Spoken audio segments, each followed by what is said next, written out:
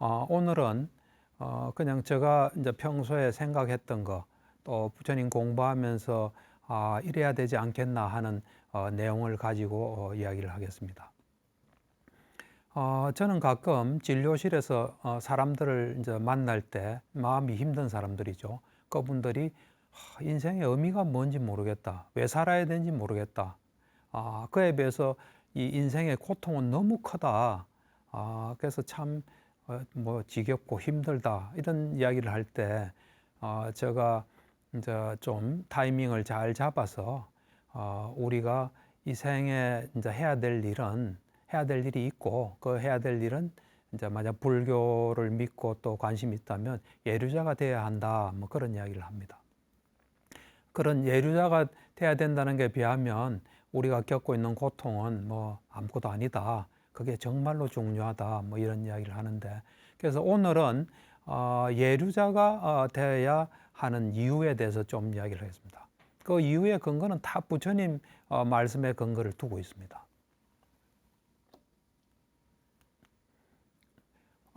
부처님께서는 이제 좀 이따가 이 경전을 소개하겠지만, 인간의 몸 받기가 참으로 희유하다.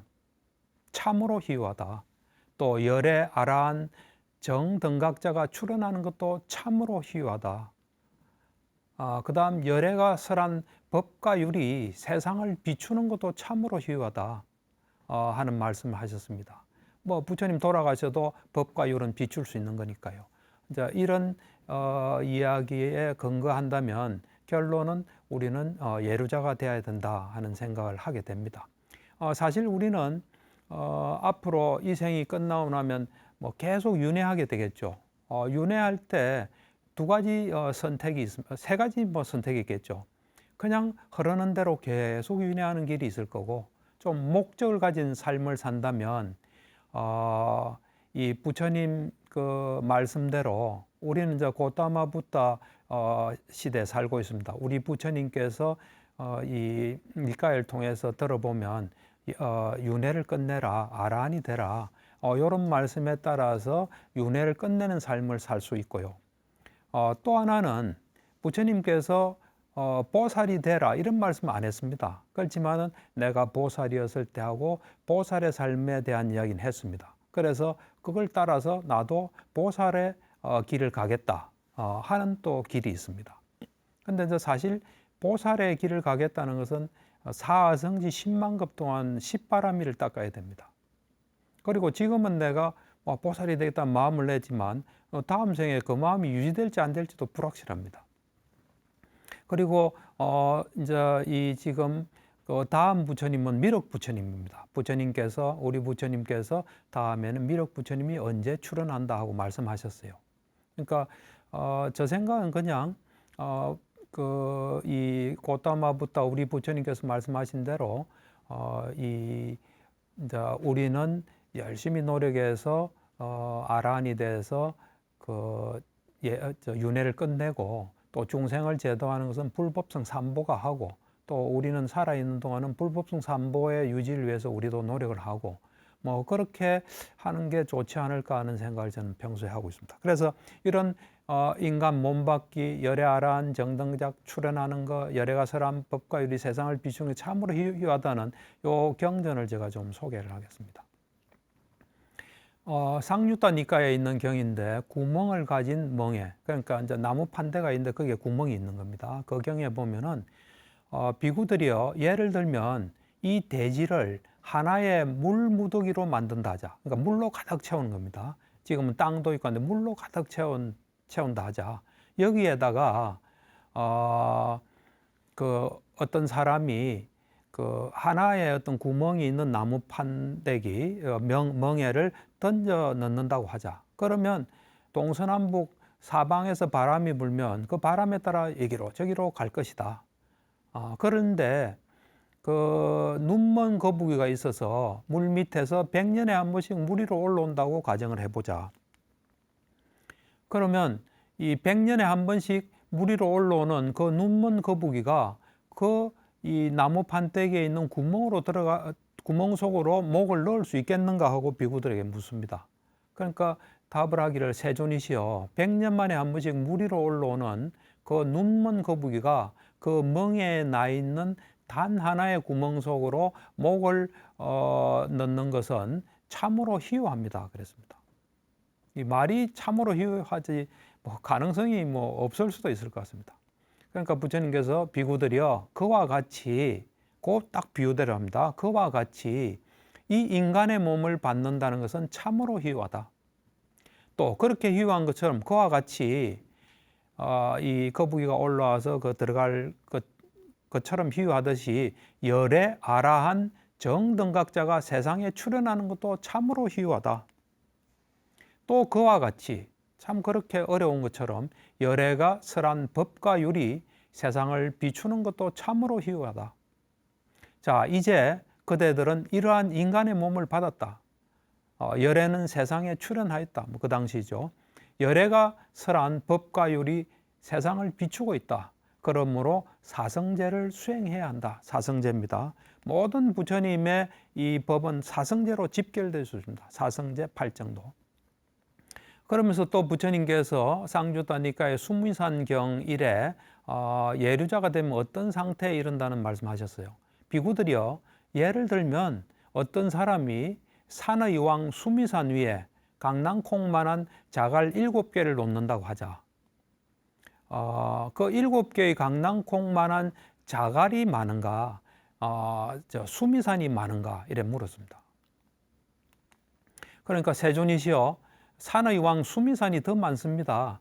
7개의 강낭콩만한 자갈은 아주 적습니다. 7개의 강낭콩만한 자갈은 산의 왕 수미산에 비하면 헤아릴 것도 못 되고 비교할 것도 못 되며 아예 한 조각에도 미치지 못합니다 하고 대답했습니다. 그러니까 부처님께서 비구들이여 그와 같이 그렇게 이제 택도 없다는 거죠. 그와 같이 견해를 구족하고 또 견해의 관통을 갖춘 성스러운 제자에겐 이 예루자란 뜻입니다. 멸진하고 해소된 괴로움이 더 많고 그러니까 없어진 괴로움이 더 많다는 겁니다. 남아있는 괴로움은 아까 비유처럼 훨씬 적다는 겁니다. 그래서 그에게 남아있는 괴로움은 이 멸진하고 해소된 이전의 괴로움에 비하면 헤아릴 것도 못 되고 비교할 것도 못 되며 아예 한 조각에도 미치지 못한다. 그리고 이제 최대 7생만이 더 남아있다 그랬습니다.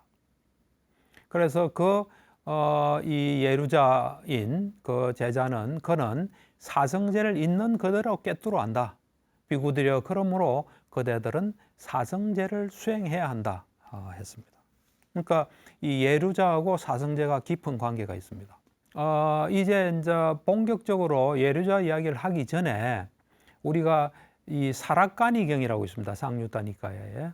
근데 상유따니까야라는 건 주제별로 모았기 때문에 상유따니까야 보면 예류자 상유따라고 있습니다. 거기에 이제 예류자에 대한 많은 것들이 들어 있습니다. 이 사라까니경에 보면은 여기에 이제 사악체에 태어나지 않는 예류자를 포함해서 어떻게 하면 사악체에 태어나지 않는다 하는 것을 이렇게 잘 말씀해 주셔서 여러분들이 이거를 듣고 실천하신다면 앞으로 사악체에는 태어나지 않을 수 있습니다. 그래서 그리고 이 경도 되게 재밌는 경이라서 좀 소개를 합니다. 그 당시에 이제 석가족 사람인 사라까니가 죽었습니다. 이제 죽고 나니까 그 당시에 이제 부처님께서 누가 죽으면 어떤 상태다 어디 갔다 말씀 많이 하셨어요. 부처님께서. 그러니까 윤회는 불교의 교리가 아닌다는데 그런 거 아닙니다. 부처님께서 계속 그런 거 말씀하세요. 하시면서 사람들이 올바르게 다음 생을 준비할 수 있도록 지금 어떻게 살아가야 되는지를 이제 말씀하신 겁니다. 그러니까 이제 사라까니가 임종을 했는데 부처님께서 그는 흐름에 든 자, 예류자여서 악취에 떨어지지 않은 법을 가졌고 해탈이 확실하며 완전한 깨달음으로 나아간다 고 수기를 줬어요. 그러니까 이제 사람들이 굉장히 동요했습니다. 이상하다. 그 사라까니는 술주정뱅이였는데 그게 어떻게 예류자가 되나? 그 사라까니가 예류자 된다면 이제 예류자 안 될 사람 세상에 아무도 없다. 이제 이런 이야기를 하면서 막 이래 자기들끼리 모여서 석가족 사람들이 막 한 이슈가 된 거죠, 한마디로. 그러니까 이제 사라카니는 이제 그 사람들 하는 말이 그 부처님께서 그렇게 예루자라고 이야기하는데 사라카니는 술꾼이었기 때문에 이 수행하고는 거리가 먼 사람이었다. 이제 그런 이야기를 막 이 사람들이 모여서 한 것 같아요. 그러니까 이제 마하나마가 앞에 소개한 석가족의 왕이죠. 마하나마가 이제 그 광경을 보고 이야기를 듣고 이제 부처님께 갔습니다. 이제 가서는 이런 이야기를 이제 부처님께 말씀을 드렸습니다. 그러니까 부처님께서 어떤 말씀을 하시냐면 마하나마여 오랜 세월 부처님과 법과 성가에 기이한 청신사가 어떻게 이 악체에 태어나겠는가. 그러니까 오랜 세월 불법성 삼보에 기이한 청신사 제가신자가 어떻게 파멸체에 떨어지겠는가. 바르게 말하는 자가 말하기를 오랜 세월 부처님과 법과 성가에 기이한 청신사가 있다 하면 바로 사라까니를 두고 하는 말이다 하고 부처님께서 말씀하셨어요. 이제 그러시면서 이제 악체에 태어나지 않는 길을 쭉 하나하나 말씀하세요. 그래서 이제 마하나마여 여기 어떤 사람은 부처님의 세존, 이제 부처님에 대해서 그분 세존께서는 아라한이시고 또 완전히 깨달은 분이시며 명지와 실천을 구족한 분이시고 피안으로 잘 가신 분이고 세간을 잘 알고 계신 분이고 가장 높은 분이시고 사람을 잘 길들이시는 분이고 하늘과 인간의 스승이시며 깨달은 분이시고 세존이시다. 요건 이제 열의 시폰인데 여러분들이 꼭 외우시는 게 좋습니다. 가끔 시간 날 때 그걸 자꾸 말씀하시면서 부처님에 대해서 이래 믿음을 가지는 게 좋습니다. 그렇게 부처님께 흔들림 없는 청정한 믿음을 가진다. 또 그다음 법은 세존에 의해서 잘 설해졌고 스스로 보아 알 수 있고 시간이 걸리지 않고 노력하면 바로 할 수 있답니다. 또 와서 누구든지 와서 볼 수 있는 와서 보라는 것이고 향상으로 인도하고 지혜로운 사람들이 각자 알 수 있는 것이다 하고 법에 흔들리지 않은 청정한 믿음을 가진다. 그 다음 이제 세존 이 성가에 대해서 세존의 제자들의 성가는 잘 도를 닦고 또 바르게 도를 닦고 참되게 도를 닦고 합당하게 도를 닦고 그래서 곧 내상의 인간들 사상 또 8단계에 있는 사람들 8배이시다. 그러니까 예류, 일례, 불안, 아라한 요거를 이제 4가지, 8가지 이러한 세존의 제자들의 성가는 공양받아 마땅하고 선사받아 마땅하고 보시받아 마땅하고 합장받아 마땅하며 세상에 위없는 복받이시다 라고 성가에 흔들림 없는 청정한 믿음을 가진다. 그러니까 요 불법성 삼보에 대한 믿음인데 요 귀절은 좀 외우시는 게 좋습니다. 그리고 그렇게 불법성 삼보에 대한 흔들림 없는 믿음을 가지고 그 다음에 미소 짓는 통찰지, 통찰지를 얻으면서 그 기쁨이 있는 그런 통찰지와 정강석화와 같은 바로 팍 이런 통찰지 깨닫는 그런 무상고모에 대한 아주 통찰 정강석화와 같은 그런 통찰지와 해탈을 구조가 있다. 통찰지도 있고 해탈까지 구조가 있다. 아라한이 됐다는 겁니다. 그래서 그는 모든 번뇌가 다하여 아무 번뇌가 없는 마음의 해탈과 통찰지를 통한 해탈을 바로 지금 여기에서 스스로 최상의 지혜로 실현하고 구족하여 머문다. 이러한 인간은 지옥, 축생, 악귀, 그 다음에 처참한 곳에서 그러니까 여기서는 아수라는 없지만 사악체에서 완전히 벗어난다 해서 첫 번째가 사악체에서 벗어난 첫 번째가 아라한입니다. 이제 그 다음에 두 번째 아까 불법성 삼보에 대한 흔들림 없는 믿음, 열의 시포 또 법이 어떤 성격이고 부처님 제자들의 성가가 어떤 거다 하는 그런 거에 대해서 흔들림 없는 믿음을 가진 사람이 그 다음에 미소 짓는 통찰지와 정강석화와 같은 통찰지는 가졌지만 해탈은 구족하지 못했습니다. 지혜는 있지만 아직 해탈까지는 구족하지 못했어요. 그러니까 앞에는 통찰지와 해탈이고 이제는 통찰지는 가지지만 해탈은 안 된 요게 이제 불안자입니다. 그는 5단계 족쇄를 완전히 없애고 정거천에 화생하여 그곳에서 완전히 열반에 들어 그 세계로부터 다시 돌아오지 않는 법을 얻는다. 이러한 인간은 사악체에서 완전히 벗어났다 해가 두 번째 불안자를 이야기합니다.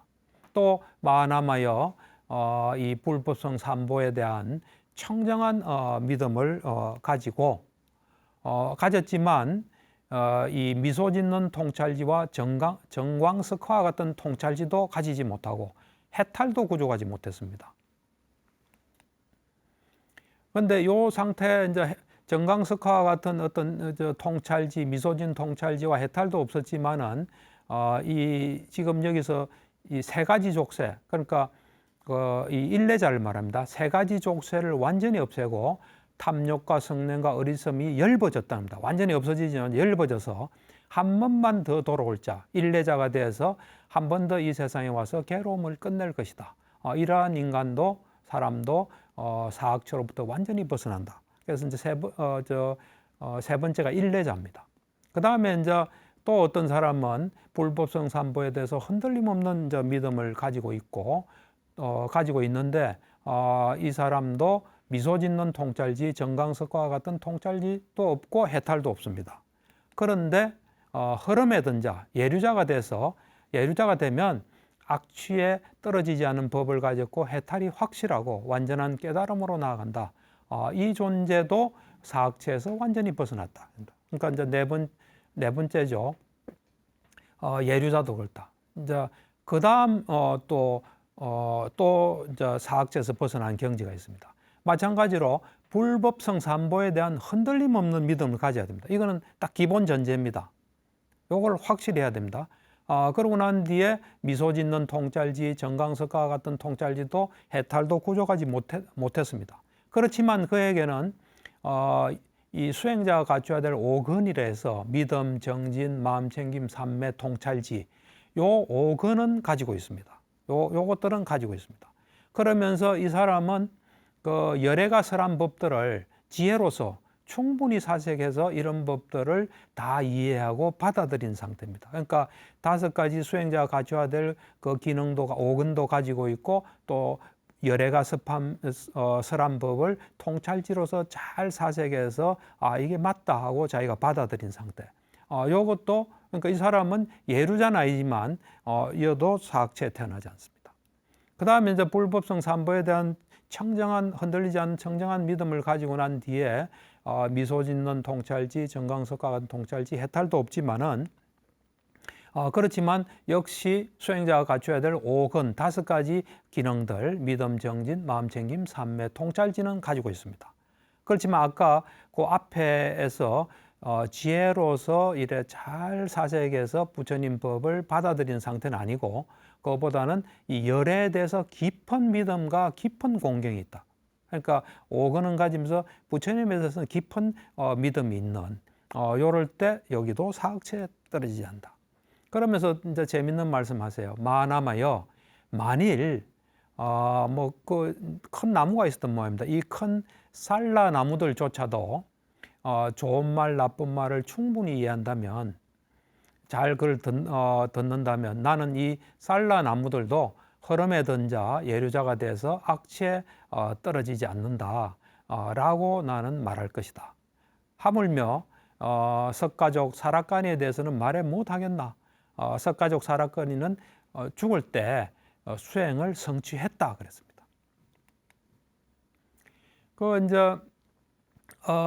이제 그러면 어떤 사람이 예류자가 되나? 예류자가 갖춰야 될 게 뭔가에 대해서 이제 좀 이야기를 하는데 그 첫 번째 경으로 리차이 경이라고 있습니다. 리차이족이라고 있는데 리차이 경, 또 상주다니까 있는데 그 리차이의 대신 난다까, 그러니까 이제 부처님을 방문했을 때 부처님께서 이렇게 말씀하셨어요. 난다까여 4가지 법을 구족한 성스러운 제자는 흐름에 든 자에서 예류자여서 악취에 떨어지지 않는 법을 가졌고 해탈이 확실하며 완전한 깨달음으로 나아간다. 무엇이 내신가? 이제 여기서도 그 불법성 삼보에 대해서 청정한 흔들림 없는 청정한 믿음, 흔들림 없다는 게 굉장히 중요합니다. 어떤 경우에도 그걸 저걸 가지고 있다는 겁니다. 그 불법성 삼보에 대한 흔들림 없는 청정한 믿음을 지니고 플러스 하나 추가되는 것이 성자들이 좋아하고 삼매에 도움이 되는 계를 지킨다는 겁니다. 계를 지키는 겁니다. 그러니까 불법성 삼보에 대한 믿음과 계 지키는 게 여기 나옵니다. 그래서 이러한 네 가지 법을 구족한 성스러운 제자는 이제 천상과 인간에만 태어났는데 그렇게 태어났을 때 수명도 길고 다른 존재들에 비해서 길고 아름답고 행복하고 또 권위를 가지고 태어난다. 이것은 내가 다른 사문이나 바라문들로부터 들은 것이 아니다. 내가 직접 알고 보고 체득했다. 다 그렇게 봤다는 거죠.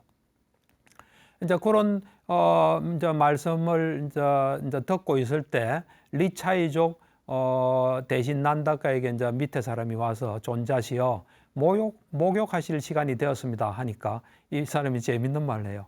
그런 외적인 모욕은 이제 그만하면 되었어. 나는 세존에 의해서 세존에 대한 청정한 믿음이라는 내적인 모욕으로 충분합니다. 그래요. 그러니까 그 말씀을 듣고 하여튼 뭔가 충분한 내적으로 뭔가 그 목욕한 것 같은 그런 느낌을 받은 것 같아요. 그래서 이런 표현이 있습니다. 그래서 이제 예류자가 그럼 어떻게 돼야 되나? 이제 구체적으로 예류자가 되는 길을 보면 이제 제일 많이 나오는 게 세 가지 족쇄입니다. 유신견 없애고 계금치 없애고 불법성 삼보에 대한 의심을 완전히 없애는 거. 요게 이제 많이 나오고요. 그 다음에 이제 불법성 삼보에 대한 흔들림 없는 믿음하고 계를 지키는 거. 아까 난다가경에도 나왔지만 요 불법성 삼보에 대한 청정한 믿음과 계 지키는 이것이 상류따 니까야 예류 상류따에서 사실 제일 많이 나옵니다. 그러니까 여러분들께서 불법성 삼보에 대한 믿음을 가지고 계를 잘 지키면 예류자가 될 수 있습니다. 그 다음에 이제 또 있는 게 불법성 삼보에 대한 흔들림 없는 그 믿음과 보시를 하는 겁니다. 그렇게 불법성 삼보에 대한 흔들림 없는 믿음을 가지고 보시를 충실히 하면 그것도 예류자가 되는 길입니다. 그 다음에 이제 또 보면 불법성 삼보를 믿고 계를 지키고 연기를 잘 이제 이해하면 또 예류자가 된다 그랬습니다. 그 다음은 이제 예류자가 되려면 참된 사람을 섬기고, 그러니까 그 성자들을 섬기면서 거기서 정법을 배우고 또 항상 지혜롭게 마음을 잘 향하고 배운 법을 또 이제 잘 이래 수행하면 예류자가 된다 이랬습니다. 그 다음 이제 팔정도를 잘 이제 이해하고 수행하고 깨치면 된다. 그 다음에 이제 사성제, 팔정도 사성제는 같이 포함 관계입니다. 그 다음에 이제 또 오치원, 우리 색수상 행식 집착된 오치원이 어떻게 일어나고 어떻게 사라지고 오치원의 달콤함, 또 위험함, 벗어남, 이걸 이제 깨달으면은 또 예류자인데, 이때 달콤함이란 건 뭐냐면 오치원으로 해서 즐겁고 기쁨을 느낀다. 그게 달콤함입니다. 위험함은 뭐냐면 오치원이 괴로움이고 변화한다는 거. 벗어남이란 것은 오치원에 대한 어떤 그 열망과 탐욕을 길들여 가지고 이제 버려버리는 거. 이게 벗어남입니다. 요래도 예류자가 된다. 육권도 마찬가지입니다. 안이비설신이 육권에 대해서도 일어난 사라짐, 달콤함, 위험함, 벗어남. 요거를 잘 알면 된다. 그 다음 이제 우리가 6가지 기능, 육체적 즐거움, 괴로움, 정신적 즐거움, 괴로움, 평온. 요것이 또 일어남, 사라짐, 달콤함, 미움함, 벗어남. 요렇게 해도. 왜냐면 요런 걸 충실하다 보면 다 일맥상통하는 게 있습니다. 그 다음에 이제 우리가 수행자가 갖출 5건, 이것도 일어남, 사라짐, 달콤함, 미움함, 벗어남을 알 때도 예류자가 된다. 예류자 되는 길이 여러 가지로 나와 있습니다.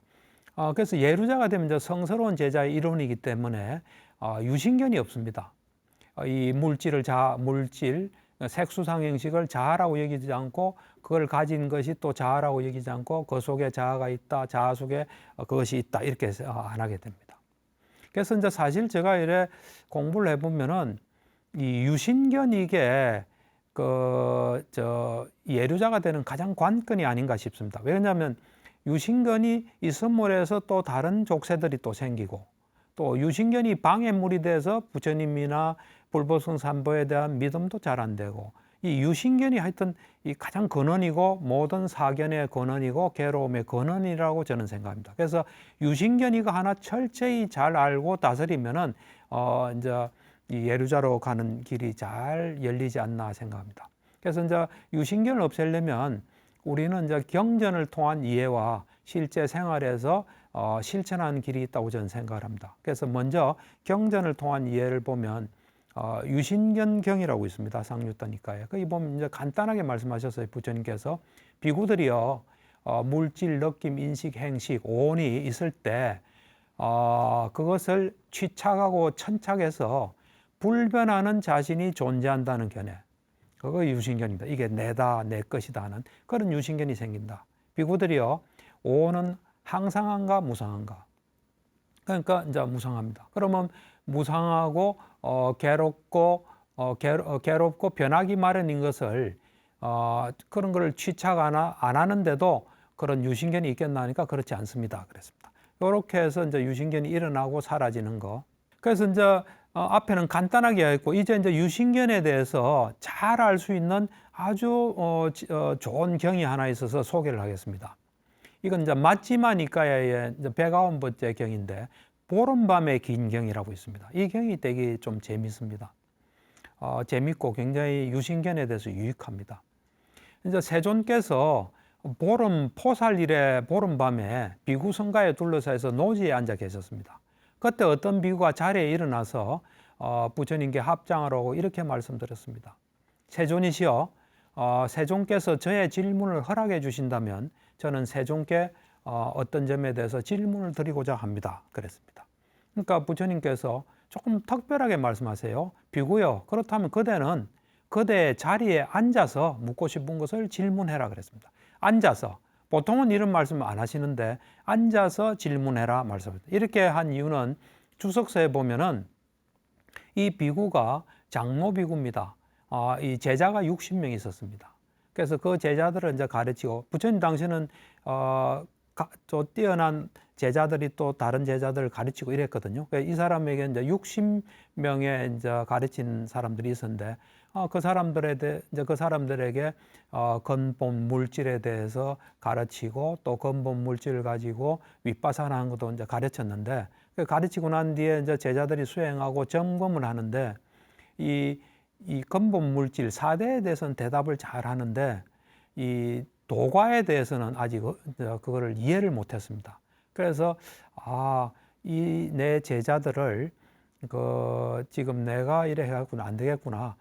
부처님에게 이제 내가 대신 질문을 해서 부처님께서 이 제자들에 대해 맞게 지도를 해서 이제 이 제자들이 좀 깨달았으면 좋겠다. 그래서 이제 이렇게 한 겁니다. 그러니까 이제 이 제자가 통상처럼 서가지고 질문하게 되면 60명이 또 서가지고 있어야 돼요. 그러고 그래야 되면 아무래도 오로지 질문하기가 좀 어렵기 때문에 앉아서 질문해라 이랬습니다. 그러니까 이제 이 비구는 자기가 몰라서 물은 게 아닙니다. 제자들을 위해서 물은 겁니다. 그래서 이제 어떤 질문을 했냐면 세존이시여, 취착의 대상인 5가지 무득이 오치원입니다. 취착하는 5가지 무득이 오치원. 오치원이라는 것은 취착하는 물질의 무득이, 취착하는 느낌의 무득이, 취착하는 인식, 행, 식의 무득입니까? 이라고 물어본 겁니다. 그러니까 이제 하나하나 이제 확실하게 들어가는 겁니다. 그러니까 부처님께서 그렇다, 맞다 하니까 이제 다시 또 질문했습니다. 세존이시여, 이 취착하는 5 무득이는 무엇에 뿌리를 둡니까? 무엇이 원인으로 이런 게 있게 됩니까? 하니까 이제 부처님께서 비구여, 이 취착하는 5가지 무득이는 가래에 뿌리를 둔다. 가래가 있기 때문에 있다는 겁니다. 그러니까 이제 다시 또 질문을 하기를, 그러면 세존이시여, 그러면 취착은 취착하는 5 무득이와 동일합니까? 아니면 다릅니까? 했습니다. 그러니까 아주 미묘하게 물은 겁니다. 그 취착하는 것은 오치원과 동일합니까? 다릅니까? 이래 물어보니까 부처님께서 비구여, 취착은 취착하는 5 무득이와 동일하지도 다르지도 않다. 그러시면서 그 취착하는 5 무득에 대한 열망과 탐욕이 취착이다 그랬습니다. 그거를 열망하고 탐욕을 가지는 것이 취착이다 그랬습니다. 그러니까 이제 다시 질문을 하면서 이 오치온에 대한 열망과 탐욕은 뭐 하나입니까? 여러 다양합니까? 그래 이제 물어보니까 다양하다. 그러면서 미래 세에 그러니까 다음 생에 나의 물질은 이렇게 되기를 또 미래 생에 나의 느낌, 인식, 행식은 이렇게 되기를 그렇게 이제 뭐 이래 그 어떤 그 취착하는 게 다 다르다는 뭐 여러 가지로 있다는 겁니다. 뭐 여러 가지로 예를 이제 이 물질에 대해서 몸에 대해서 했지만 뭐 다른 것도 뭐 저 온 해서 미래세에 대한 게 있지만 그 세에도 또 여러 가지 뭐 이제 그런 탐욕과 갈망은 이제 다양하다는 겁니다. 그 다음에 이제 질문을 한 게 이 어떻게 무덕이라는 말을 그래 붙입니까? 무덕이. 그러니까 그 온 같으면 그 세곤 같으면 세계 무덕이라는 표현을 쓰거든요. 칸다라 그러는데 그 이 왜 무덕이라는 말을 씁니까? 하니까 이제 부처님께서 그 어떤 물질, 느낌, 인식, 행식이든 온이든 간에 11가지 그러니까 과거, 미래, 현재 11가지이기 때문에 그렇게 종류가 많기 때문에 그렇게 많은 거기 때문에 무덕이라는 말을 붙인다. 이제 그렇게 말씀하세요. 그러니까 이제 부처님이시여 세존이시여 무엇을 원인으로 해서 이런 온들이 나타납니까? 하니까 이제 그 각각의 온들이 세곤, 수온, 상온, 행온, 시곤이 무엇을 원인으로 그렇게 나타납니까? 하니까 이제 부처님께서 대답하기를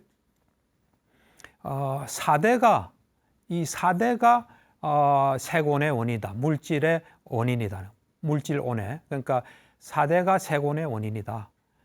그 다음에 이제 느낌, 수온의 원인은 이 접촉, 감각 접촉이 원인이다. 그 다음에 상온도 감각 접촉. 뭐 접촉이 일어나기 때문에 느낌도 있고 뭐 저게 뭐다는 걸 안다는 겁니다. 그 다음에 행도 뭔가 이 접촉으로 해서 일어나는 거다. 그 다음 이제 맨 마지막으로 식은 정신 물질이 원인이다. 이런 이야기를 합니다. 이때 이제 정신은 마음부수를 이야기한다고 보시면 됩니다. 마음부수와 물질이 있으니까 이 식이 존재할 수 있다는 겁니다. 그러니까 이제 다시 질문합니다. 어떻게 해서 그 유신견이 일어납니까? 하니까 이제 부처님께서 여기 배우지 못한 범부들은 성자를 칭견 못하고 또 성스러운 법에 능숙하지 못하고 성스러운 법에 인도되지 못하고 바른 사람을 칭견하지 못하고 바른 사람의 법에 능숙하지 못하고 바른 사람의 법에 인도하지 않아서 온을 자아라고 관찰하고 또 온을 가진 것을 자아라고 관찰하고 자아 안에 온이 있고 온 안에 자아가 있다. 이렇게 보면은 유신견이 생긴다. 그러면 또 질문해요. 그럼 어떻게 해서 유신견이 사라집니까? 그러니까 이제 제대로 잘 배우면은 이 온을 자아라고 관찰하지 않고 온을 가진 것을 자아라고 관찰하지 않고 온 속에 자아가 있다고 보지 않고 자아 속에 온이 있다고 보지 않는다. 그러면 유신견이 안 생긴다. 그럽니다. 그러니까 이제 또 질문해요. 무엇이 온에 대한 달콤함이고 재난이고 그것에서 벗어나는 겁니까? 하니까 아까 제가 이제 이야기를 했죠. 그러니까 온에 대한 이 즐거움과 기쁨이 달콤합니다. 또 온에 대한 괴로움과 또 변하는 것 이것이 재난이다. 또 온에 대한 열망과 탐욕을 길들이고 그래서 버리는 것이 벗어납니다. 그랬습니다. 그러니까 요 하나하나가 이제 자기 제자들을 위해서 묻는 겁니다. 그래서 이제 마지막으로 세존이시 어떻게 보아야 이 식을 가진 우리에게는 식이 있지 않습니까? 이 식을 가진 이 몸 그리고 외부 다른 사람의 몸이든 다른 어떤 모든 어떤 표상들 우리가 볼 수 있는 거 감지할 수 있는 것 속에서 나라는 생각과 내 것이라는 생각과 자만의 잠재 성향이 생기지 않습니까? 하니까 이제 부처님이 말씀하세요. 온에 대해서 11가지로 쭉 말씀하시면서 그 11가지가 이것은 내 것이 아니고 이것은 내가 아니고 이것은 나의 자아가 아니다. 라고 있는 그대로 바른 통찰지로 보게 된다. 그렇게 되면 이 몸과 또 다른 몸 외부에 우리가 뭐 접촉할 수 있는 많은 표상들 가운데서 나라는 생각과 내 것이라는 생각과 자만의 잠재 성향이 생기지 않는다. 이제 그러니까 그 이야기를 법문을 듣던 어떤 비구한테 이제 생각이 들었습니다. 말로 표현한 게 아니라 생각이. 그러면 이 오온에는 자아가 없다. 그러면 자아 없이 지은 업들이 어떻게 도대체 어떤 자아와 만나서 그 가보를 받나 이런 이제 그게 들었습니다. 그걸 이제 부처님께서 타심통을 알고 비구들한테 여기 어리석은 인간이 알지 못하고 무명에 빠져서 그의 마음이 가래에 지배되어서 마음으로 서성의 교법을 능가하리라고 생각하면서 이 오온에는 자아가 없는데 그럼 자아가 없이 지은 업이 어떤 자아하고 만날 수 있나 하고 생각하는데 내가 여러 가지 질문하면서 그들을 가르치겠다 이러면서 비구들이요 오온은 항상한가 무상한가 그러니까 무상합니다. 무상은 괴로움인가 즐거움인가 괴로움입니다. 무상하고 괴롭고 변하기 마련을 두고 이것은 내 것이다 이것은 나다 이것은 나의 자아라고 여길 수 있나니까 그렇지 않습니다. 세존이시여 그럽니다. 그러니까 다시 11가지로 이것은 내 것이 아니고 내가 아니면 나의 자아가 아니다 라고 통찰지로 보아야 한다. 그렇게 보게 되면 염오, 유욕, 해탈하게 된다. 그런 말씀하십니다. 그러니까 이제 이런 부처님의 말씀을 듣고 그 질문하신 분의 장로의 60명 비유가 전부 아란이 됩니다. 그래서 요 경은 여러분들께서 꼼꼼히 자꾸 보시면 유신견에 대해서 좀 더 이해하게 됩니다. 그래서 이제 마지막으로 이제 그럼 우리가 실제 생활에서 어떻게 좀 예류자에 가까워질 수 있나 하는 걸 제가 저 나름대로 좀 생각을 이야기하겠습니다. 그래서 이제 제일 중요한 건 유신견입니다. 그래서 유신견을 떨치기 위해서는 제가 볼 때는 두 가지를 좀 하는 게 좋습니다. 하나는 뭐냐면 아침에 눈 떠서부터 밤에 잠에 들 때까지 무엇을 하든 간에 거기에 집중을 한번 해보세요. 사실 우리 몸과 마음은 우리에게 자기의 속성을 다 보여줍니다. 근데 우리가 그걸 안 보기 때문에 모릅니다. 그래서 지금부터라도 아침에 눈을 떠서 밤에 잠에 떨어질 때까지 뭘 하든 간에 내가 컵을 들고 있으면 드는 데 집중하고 그래서 보고 있으면 거기서 일어나는 현상을 사실 알게 됩니다. 거기서 일어나는 현상은 무상고 무합니다. 사실은. 그리고 내가 말을 할 때는 말하는 거, 누구랑 또 이야기할 땐 이야기하고 샤워할 땐 샤워하는 거, 걸어가는 그것을 자꾸 하다 보면 유신견이 떨어지는 날이 오게 됩니다. 그리고 그 다음에 이제 시간이 날 때 좌선이나 보행 명상을 하셔도 우리 몸과 마음에 대해서 정확하게 보고 정확하게 보면 이것이 어떤 인과의 법칙에 따라서 움직일 뿐 내 것이다, 내 거다 이런 게 없어집니다. 그래서 유신견을 좀 떨어뜨리는데 이 두 가지가 상당히 도움이 됩니다. 그 다음에 이제 불법성 삼보에 대한 믿음은 초기 경전인 니까야를 계속 읽으시면은 부처님에 대해서 믿음이 생깁니다. 그 다음 부처님의 가르침에 대해서도 믿음이 생기고 부처님의 가르침대로 수행했을 때 성자가 되신 분들을 또 믿음이 생깁니다. 그래서 이 불법성 삼보에 대한 믿음은 니까야를 꾸준히 읽으면 어느 날 생기지 않을까 생각합니다. 그 다음에 우리가 자기가 처해 있는 위치에 따라 속일이면 5개를 지키고 또 수행센터 들어가면 8개를 지키고 하여튼 그 개를 열심히 지키면 앞에도 예류자가 되는 길에서 불법성 삼보에 대한 믿음과 개가 있지 않습니까? 그래서 개를 계속 지켜도 도움이 됩니다. 그 다음에 자기가 형편되는 대로 남을 재물이든 정신적인 거든 뭐든지 자꾸 도와주려고 하는 마음을 가지게 되면 또 보시, 그러니까 예류자가 되는 큰 길이 불법성 삼보에 대한 믿음과 보시도 있거든요. 그 다음에 이제 마지막으로는 무슨 일이 일어나든 내 내부적으로든 외부적으로든 내부적으로 내가 어떤 생각이 들든 어떤 감정이 들든 또 내가 무슨 일을 했든 또 외부적으로 어떤 일이 벌어지든 그것은 인과의 법칙에 따라 일어났다 하고 자꾸 억지로라도 생각하시면 이게 연기에 대해서 어떤 지혜가 생깁니다. 그래서 지금 제가 말한 요 6가지를 꾸준히 실천하시면 저 생각에는 예류자에 좀 가까워지고 어떤 결정적인 계기가 있으면 예류자가 되지 않겠나 하는 생각입니다. 지금 오늘 9회를 마지막으로 업에 대한 강의를 이제 쭉 했습니다. 참 어려운 내용인데도 관심 있게 봐주시고 또 질문해서 너무 감사합니다. 한 주간 잘 지내시고 또 뵙겠습니다.